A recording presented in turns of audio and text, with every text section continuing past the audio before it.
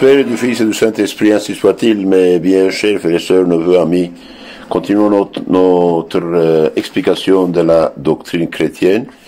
On est en train d'expliquer encore le 5e commandement de Dieu, ne pas tuer.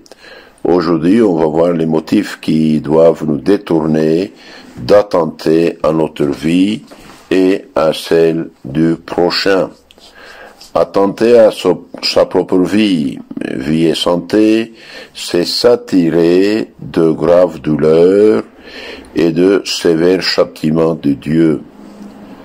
Les attentats contre la vie du prochain provoquent d'horribles remords, sont souvent châtiés dès cette vie par une mort violente et dans l'éternité par l'enfer s'il n'y a pas eu de repentir total. Celui qui est son prochain perd le repos de l'âme et la grâce de Dieu. Ses prières ne sont pas exaucées et il est en danger d'être damné. Celui qui est son prochain, eh bien, ses prières ne sont pas exaucées, il perd la grâce, l'amitié de Dieu, puisqu'il fait le contraire de ce que Dieu demande, et il est en danger d'aller en enfer s'il meurt dans cette haine. Vous voyez un peu ce thème très intéressant. Donc, attenter à sa propre vie ou à santé, c'est s'attirer de graves douleurs et de sévères châtiments de Dieu. La presse mentionne régulièrement des accidents, des blessures, des décès arrivés à des gens qui s'exposent d'une manière téméraire, exposent leur vie de manière téméraire à la mort. Dompteurs d'animaux, touristes insensés, toreros, etc. Et des sports, des courses par exemple. On sait quelle terrible maladie engendre la plupart des vices, combien des gens attrapent des vices pour le sida par exemple, ou des vices pour leur péché.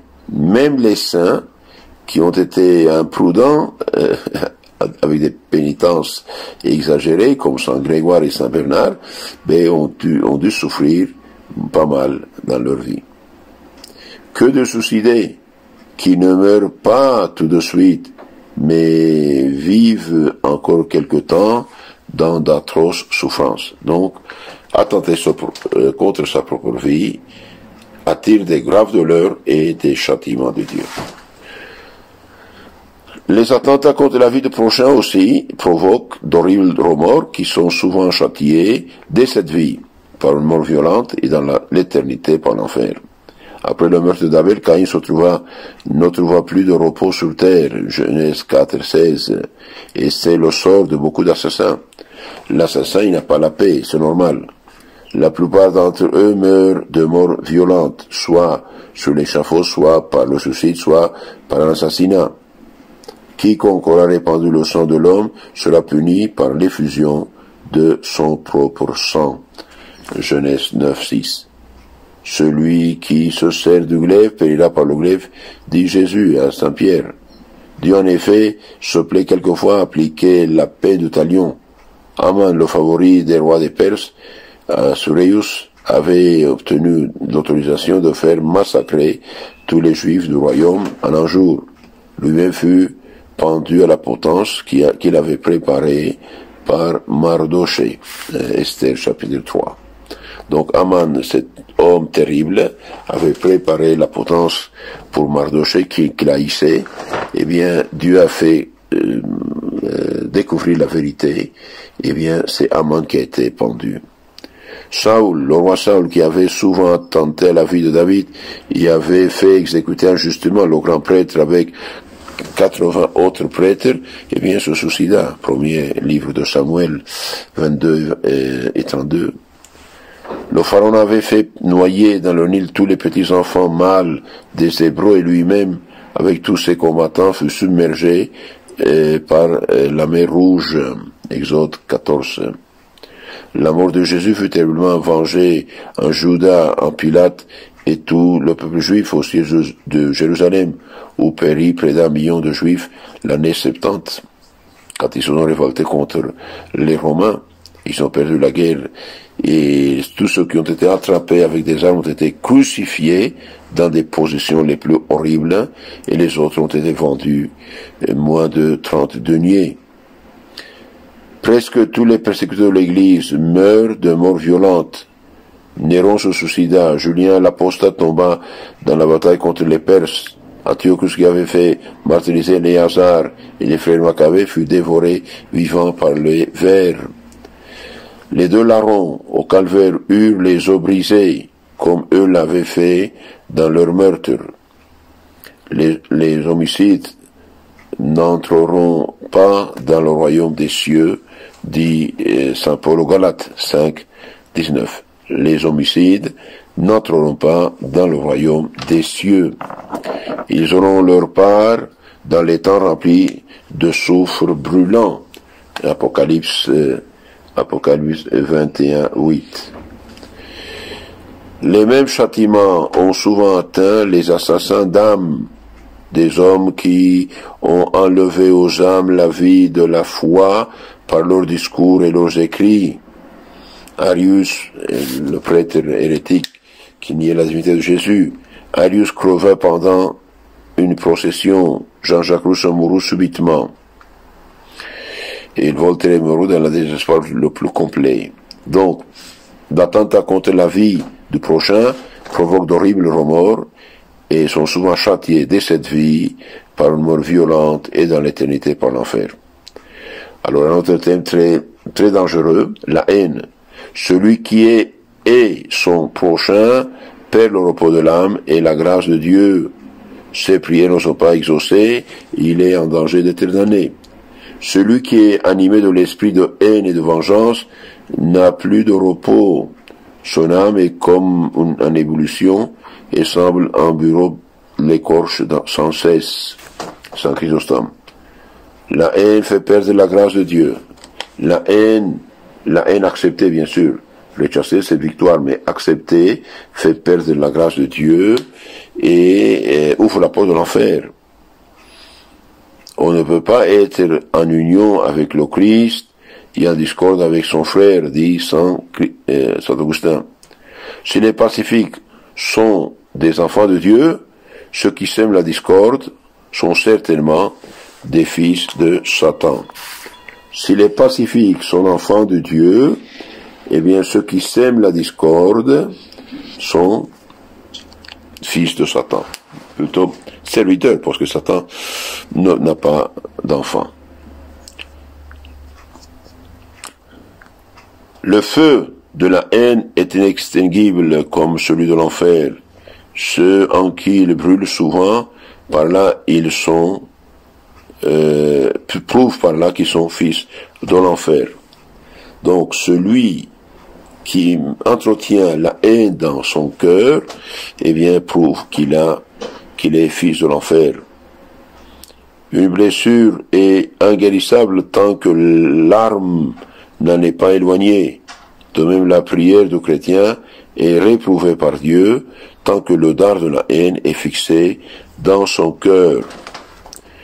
C'est pour cela que Jésus a dit, si lorsque vous présentez votre offrande à l'autel, vous vous souvenez que votre frère a quelque chose contre vous, laissez là votre don devant l'autel et allez vous réconcilier auparavant avec votre frère, et puis vous reviendrez offrir votre don. Saint Matthieu 5, 23.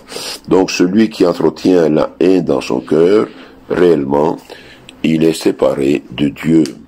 Quiconque avait, encore dit Jésus, se mettrait en colère contre son frère, mérite d'être condamné en jugement. Il faut réprimer les sentiments de haine sur le champ. Il faut réprimer les sentiments de haine sur le champ. Celui qui ne pardonne pas ne sera pas pardonné. Celui qui entretient la haine dans son cœur, il n'a rien à voir avec Dieu. Il ferme par sa propre main la porte du ciel et ouvre celle de l'enfer. Dieu est amour, l'enfer est haine. Et il faut réprimer les sentiments de haine sur le champ. Le soleil ne doit pas se coucher sur votre colère. Éphésiens 4, 26. Quand on remet immédiatement une luxation, le membre reprend facilement sa position normale. Si, au contraire, on néglige le traitement, il risque de rester dans sa fausse position. Ainsi en est-il de l'inimitié. La réconciliation immédiate coûte peu de peine, mais quelque temps après, aveuglés par la colère, nous avons honte d'accorder le pardon. Il faut donc se hâter de la réprimer. Si nous savions notre maison infectée de serpents, nous nous hâterions de la débarrasser. Or la haine et l'inimitié ne sont que des serpents, et nous n'en purifierons pas notre cœur, qui est le temple de Dieu. Donc celui qui entretient la haine dans son cœur n'a pas le repos ni la grâce de Dieu, parce qu'il fait le contraire de ce que Dieu demande. Les prières ne sont pas exaucées. Celui qui a de la haine, ses prières ne sont pas exaucées.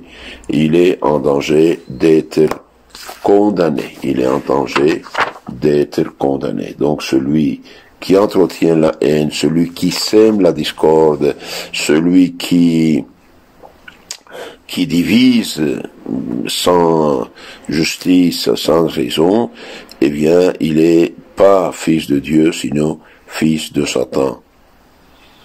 Notre Seigneur demande que le soleil ne se couche pas sur notre colère. Donc, motif de ne pas tuer, et de ne pas tenter à sa propre vie, à sa santé.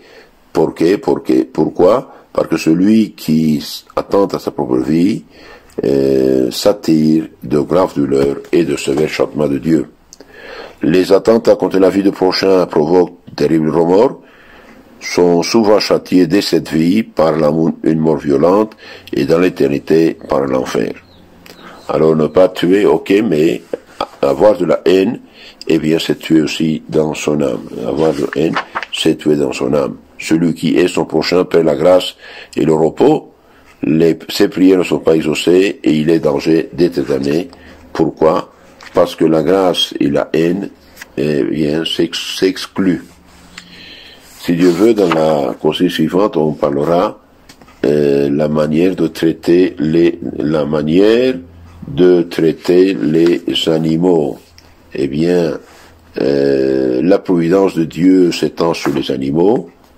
L'homme est tenu de soigner ces animaux, de s'abstenir de toute cruauté, de ne tuer aucun animal utile sans raison, mais aussi de ne pas avoir pour eux une tendresse exagérée. Ceux qui sont cruels ou trop tendres pour les bêtes deviennent facilement durs et cruels pour leurs semblables. La cruauté, l'excès de tendresse envers les animaux sont habituellement punis par Dieu. Donc, si Dieu veut, la question suivante, on parlera de comment traiter les animaux. Donc, n'oublions pas, le 5e commandement de Dieu dit, meurtre et scandale évitera, haine et colère pareillement. Dans ce 5e commandement de Dieu, eh bien, Dieu nous ordonne de respecter notre vie et celle du prochain, aussi bien la vie de l'âme que celle du corps.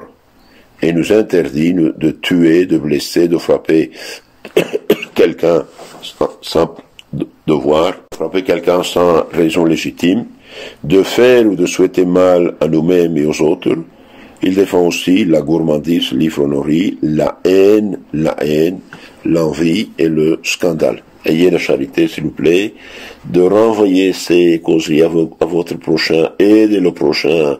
Aujourd'hui, malheureusement, beaucoup de baptisés, ils ont la tête remplie d'idées qui sont fausses et ne connaissent pas le chemin du ciel. Donc, il faut les aider. Que Dieu vous bénisse, la Sainte Vierge vous garde. Amen.